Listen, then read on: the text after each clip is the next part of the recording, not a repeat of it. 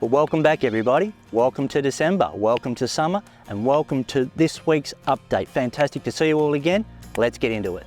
Well, joining me today out here everybody is Richard Chamberlain from Richard Chamberlain Golf Design. He's our special guest today, and what Richard's going to outline is quickly some of his strategies, his methodologies, and why he's put together the designs he has for the Southport Golf Club first hole redevelopment. Richard's got work all over the country at the moment, particularly here in Queensland. Southport's been very, very lucky to have him on board. So without further ado, Richard, I'd like to hand over to you just to discuss your development, what you've achieved here at Southport, and how going forward it's going to really benefit our members here at the Southport Golf Club. Hi everyone, Richard Chamberlain here. I've pretty much signed off on the works here at Southport. We've rebuilt the first hole and the fourth green. I've recently done work at Parkwood Golf Club, Redland Bay, Harvey Bay, Camaray in Sydney, Camden in Sydney. It's a really busy time. There's a lot of clubs doing a lot of work at the moment, which is a great sign for the industry. My role's completed here on the first hole on the fourth green. The job now is for the grass to grow and for Stewie and his team to groom it up and get it ready for play.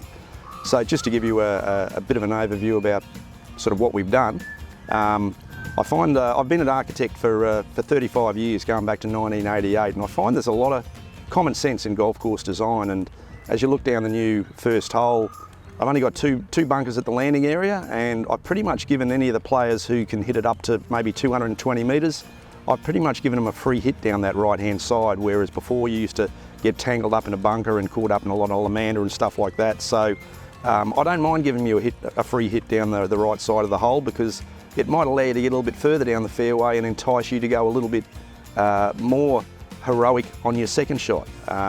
The two bunkers are realistically there for the longer hitters, and I guess my philosophy is to really minimise the use of bunkers, because they're very expensive to build, they're very expensive to maintain, and I'm trying to balance the maintenance crew of man-hours to look after them, plus the enjoyment factor for the players and for the members and the visitors. So the green is virtually bunker free, except for one bunker that's just a little bit short of the green, about 10 or 15 metres, and the fourth green is also bunkerless. So we built a hole and a bit, and I've only built 3 small bunkers, and I think that will be a sign of things to come here, where you don't continually need to build bunker after bunker after bunker to make it difficult, because make sure whatever bunkers you build are in the right places. That's kind of the simple theory that I've used here at Southport.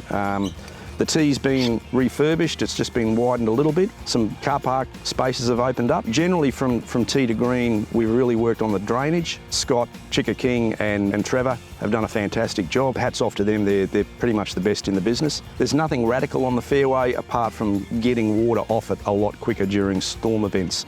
The greens, it's simple, but it's still got enough tricky pins positions in it to set up some medal pins or some championship pins. But the most important part of the green is you guys get a lot of golf on this golf course, probably 50 or 60,000 rounds a year, and you need a lot of pin position, so you can't go and put crazy contours on these greens.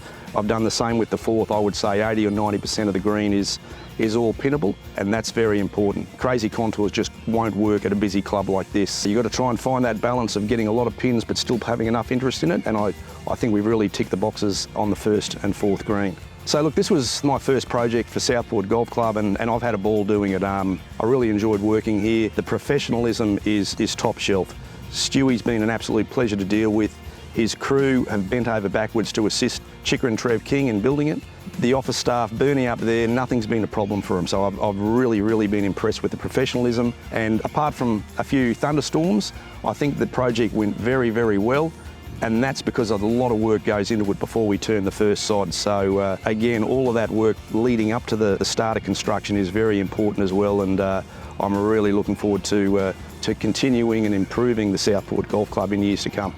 Well, thank you, Richard Chamberlain, for that very insightful behind-the-scenes description of your involvement, your company. Fantastic company, guys. Get on board, check out Richard's website, have a little look at that. Really good stuff going on. But more importantly, Richard, thank you so much for a description on what's going on here at Southport, your involvement here, and how that's going to affect the membership. Can't wait to work with you again. Now, where does it leave us this week? The 30th of November, we cut the first green surrounds, the bunkers around the green. It was really exciting, and we're getting some grass cut. The first tee up here, you can see, was cut on the 30th also, and we're going to be working in December at some stage on cutting the surrounds on the 4th green and that 5th tee. Very exciting. We are underway. Contractors, down tools, they're off site. Not required anymore. Fantastic effort, guys. Now it's over to us, my team, my boys, the board, the management, and we can't wait to get into this. Now, the aim is to get this to you guys as quick as we can. We're looking into the new year, no dates, but we're working towards end of February, kind of early March. It's what we're hoping for. Now, how are we going to get there? Lots of sand, lots of dusting, lots of cutting. You'll see sprinklers coming on from time to time. You guys get to make your way to the 2nd tee now, down that brand new first part, a lot safer. So with that said, watch this space. See the mowers going, see the grass starting to green up, see the coverage out there on the first way starting to knit up.